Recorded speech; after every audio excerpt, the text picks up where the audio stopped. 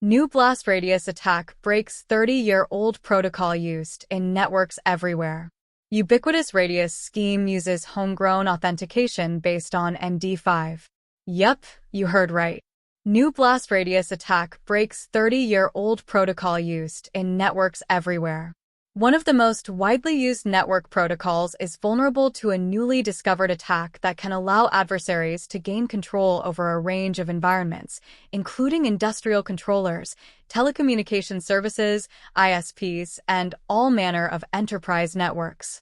Short for Remote Authentication Dial-in User Service, Radius harkens back to the days of dial-in internet and network access through public switched telephone networks.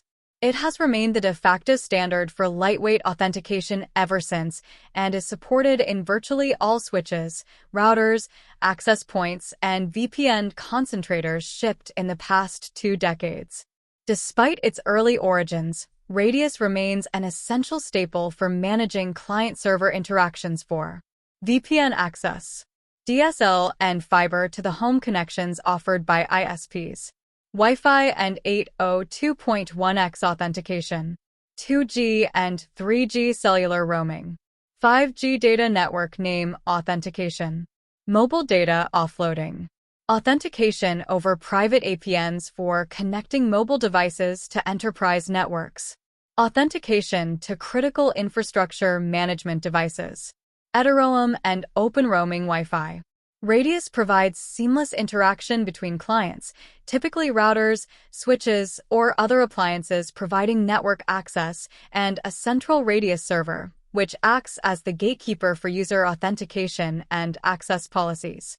The purpose of Radius is to provide centralized authentication, authorization, and accounting management for remote logins. The protocol was developed in 1991 by a company known as Livingston Enterprises. In 1997, the Internet Engineering Task Force made it an official standard, which was updated 3 years later. Although there is a draft proposal for sending Radius traffic inside of a TLS encrypted session that's supported by some vendors, many devices using the protocol only send packets in clear text through UDP, User Datagram Protocol. In one document accompanying Tuesday's paper, the authors provided the following graphic illustrating the flow of a blast radius attack along with 7 key steps. 1. The adversary enters the username of a privileged user and an arbitrary incorrect password. 2. This causes the Radius client of a victim's network device to generate a Radius access request, which includes a 16-byte random value called Request Authenticator. 3. The man-in-the-middle adversary intercepts this request and uses the access request, including the random request authenticator, to predict the format of the server response, which will be an access reject as the entered password is incorrect. Then the adversary computes an MD5 collision between the predicted access reject and an access accept response that it would like to forge. This results in binary gibberish strings reject gibberish and accept gibberish such that MD5, access reject gibberish, equals MD5, access accept gibberish. 4. After computing the collision, the man-in-the-middle attacker adds reject gibberish to the access request packet, disguised as a proxy state attribute. 5. The server receiving this modified access request checks the user password, decides to reject the request, and responds with an access reject packet. As the Radius protocol mandates that the proxy state attributes are included in responses, reject gibberish is attached to the response.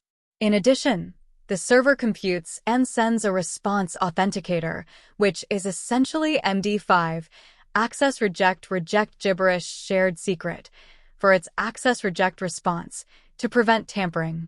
The attacker does not know the value of shared secret and cannot predict or verify the MD5 hash. 6. The adversary intercepts this response and checks that the packet format matches the predicted access reject gibberish pattern. If it does, the adversary replaces the response by access accept gibberish and sends it with the unmodified response authenticator to the client. 7. Due to the MD5 collision, The access accept sent by the adversary verifies with the response authenticator, without the adversary knowing the shared secret. Hence, the Radius client believes the server approved this login request and grants the adversary access. This description is simplified. In particular, we had to do cryptographic work to split the MD5 collision gibberish across multiple properly formatted proxy state attributes and to optimize and parallelize the MD5 collision attack to run in minutes instead of hours.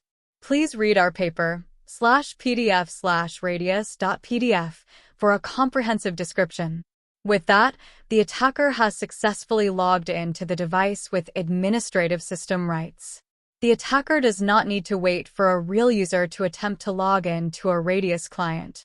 Instead, the attacker triggers an authentication request on its own by using any password.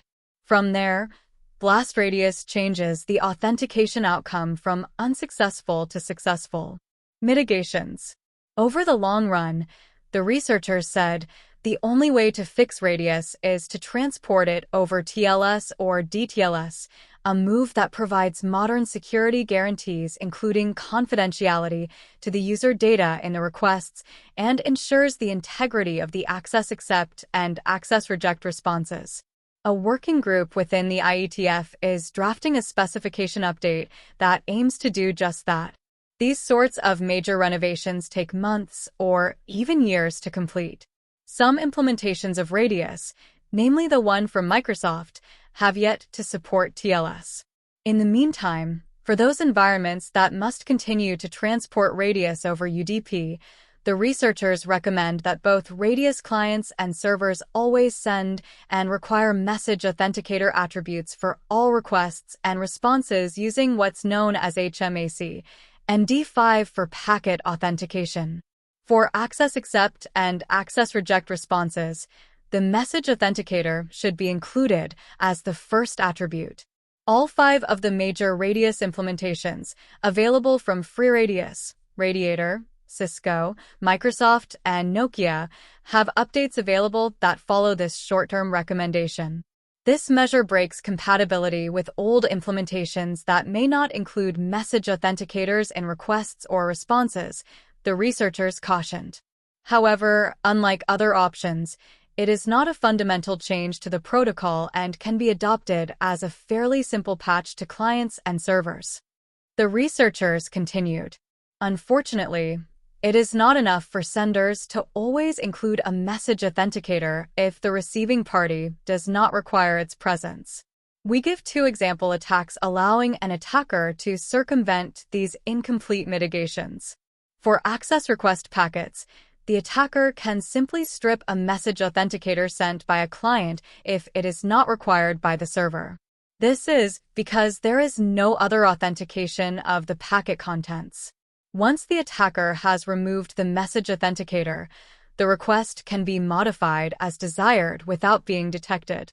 In the other direction for access accept and access reject responses, a man-in-the-middle attacker cannot simply strip this attribute from the packet as for requests, because the message authenticator attribute is included in the response authenticator.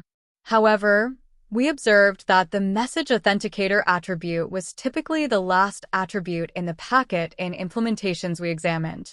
If the message authenticator is not the first attribute in the packet, then our man-in-the-middle attacker can hide it in a proxy state or other attribute by crafting a malicious prefix to end with a proxy state header and simply copy the bytes of the message authenticator into the proxy state after the collision.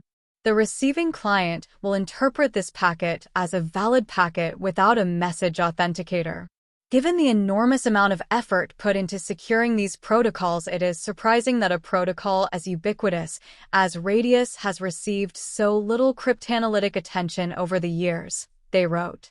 TLS may be the charismatic megafauna of cryptographic protocol research, but in order to actually secure our infrastructure, we need to analyze and secure the entire universe of enterprise security that academic cryptographers have little to no visibility into or insight in. Please subscribe Cyber Jim Rachel.